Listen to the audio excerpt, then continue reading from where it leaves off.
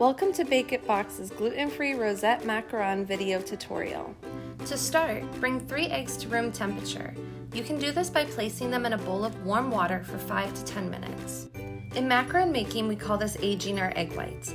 Egg whites contain both water and protein. By aging our egg whites, we allow some of the water to evaporate, leaving a higher ratio of protein to water.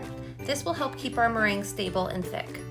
In a stand mixer fitted with a whisk attachment, pour your egg whites and sprinkle some cream of tartar. Stir to combine. Begin mixing on medium speed or speed 4 if using a KitchenAid. Let your egg whites become frothy and foamy. This should take about 4 minutes. Very slowly, sprinkle in your granulated sugar. Think of doing this like a small stream. Let this whip on speed 4 until the mixture becomes extremely thick and glossy with stiff peaks. This should take about 10 minutes. This is our meringue. Not sure when you've reached stiff peak? Once it's thick and glossy, tip the mixing bowl upside down. If nothing comes out, you've reached stiff peak. If you are using a KitchenAid, achieving foamy egg whites will take 1 to 4 minutes and 10 to 30 minutes for stiff peaks depending on the humidity in your area. If you're using a handheld electric mixer, it will likely take double the time of a KitchenAid as it does not whip as quickly. Once you've reached stiff peaks, you have the option to add gel or powdered food dye into the mixture to make your rosettes have some color. This is optional. Do not use liquid food dye.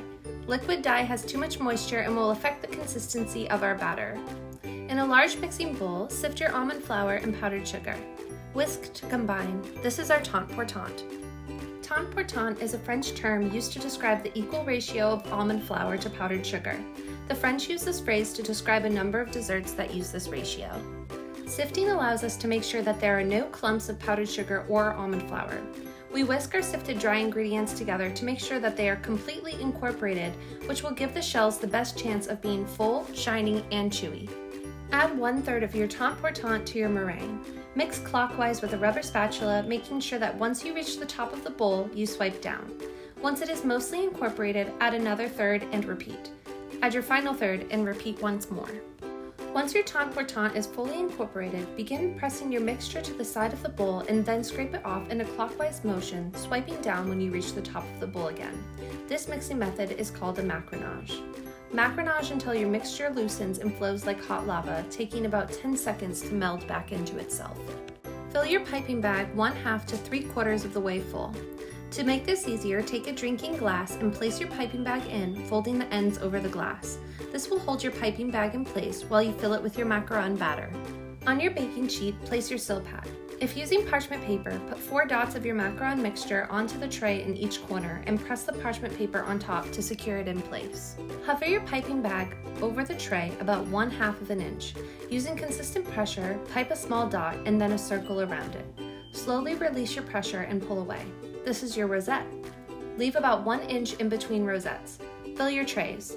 You should end up with about 26 rosettes or 13 completed macarons. Let your macarons sit at room temperature until they have a dried film over the top. This will take between 30 minutes to an hour depending on the humidity in your area. This is what helps us get macaron feet. Macaron feet are the ruffled bit along the base of the shell after baking. These are a signature of the pastry and they are very hard to achieve. While your macaron batter is resting, in the bowl of your stand mixer, add your 3 egg yolks and beat it on high until lighter in color and foamy and fluffy. Reduce the speed to medium-low. This should take about 3 to 5 minutes. While the egg yolks are whipping, in a small saucepan, add your granulated sugar and 2 tablespoons of water. Whisk over low heat until the sugar has dissolved, then bring to medium-low heat. Once the sugar has reached softball stage, take it off the heat and immediately pour it down the side of the mixing bowl into the egg mixture in a slow, steady stream. Not sure when you've reached softball stage of sugar? Have a small bowl to the side filled with ice-cold water. Once your mixture has bubbled, take a spoon and scoop a bit of the mixture out and drizzle it into your cold water. If it congeals together and you're able to pick it up and make it into a round, soft ball, you've reached softball stage. Please note that parents should be very present when making the filling, as hot sugar can be dangerous to work with. Once your sugar mixture is added, turn the speed up to medium-high and let it whip until the bowl reaches room temperature and the mixture has thickened substantially. Turn the mixer to medium and begin adding your cubed room temperature butter in 1 piece at a time, allowing the mixture to fully incorporate it before adding another piece. Once all your pieces are added, add in your cocoa powder, vanilla, and pinch of salt. Mix until the mixture reaches your desired buttercream consistency. Once your piped macarons have a film over the top, preheat your oven to 275 degrees Fahrenheit. Place your trays in the oven and set a timer for 10 minutes. After 10 minutes, rotate your tray and bake for another 10 minutes. Not sure if your macarons are done? Try the wiggle test. Wiggle one macaron from side to side. If it barely moves or doesn't move at all, your macarons are fully baked. Please note that a parent should be present when performing the wiggle test. Remove your tray from the oven and allow to cool fully, about 20 minutes. To remove your macarons from the parchment, carefully slide a thin metal spatula underneath to release them. If that is not on hand, carefully flip your parchment paper with the macarons still attached upside down and roll the parchment paper off the shells very slowly. Macarons often come out empty, cracked, or deflated if they are not macaronaged correctly or due to the humidity, oven temperature, and rest time. Macarons are a very technique-based pastry, so don't give up. It takes even the best pastry chef years and years to learn and perfect. Match your macarons in size, with one being the top and one being the bottom.